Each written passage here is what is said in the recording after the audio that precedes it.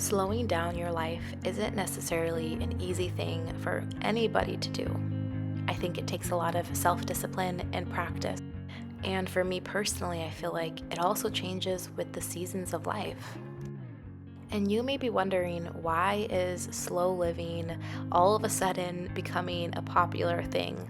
Although it's not a new concept by any means, it definitely has become more popular recently. And I think for a really good reason. I like to think of slow living as if I am eating my favorite meal in the whole wide world. And when that meal is in front of my face, I don't want to just eat it in a couple seconds. I want to take my time and I want to savor every single bite. It's taking that concept and applying it to life, because really life should be savored every single second.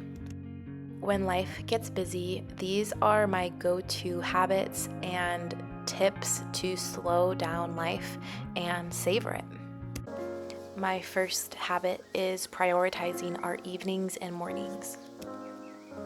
When life feels a bit chaotic or overwhelming, I notice that it's usually the mornings and or evenings that tend to suffer the most. So if I need a good reset and to just slow down, I will usually start there. Maybe it's waking up earlier, so I prioritize my time with the Lord in the mornings, or making sure our evenings aren't filled every night of the week and that we have multiple nights every week where we're going to be at the table as a family enjoying a meal together.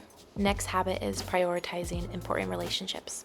It can be so easy to just go through the motions without taking time to just be with the people that you love, to ask them questions, to spend time serving them, to sit down and drink a cup of tea with them. Next is to minimize your technology.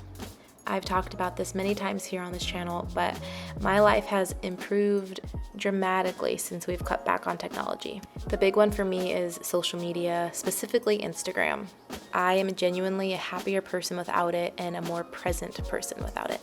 Next is intentionally adding in quiet time or reading tea time. It's definitely a challenge to find solitude in my house of 4 boys, but it's not impossible. And when I get small little moments where I get to just sip on some tea and read and just have a little quiet, it is some of the most life-giving, soul-giving moments.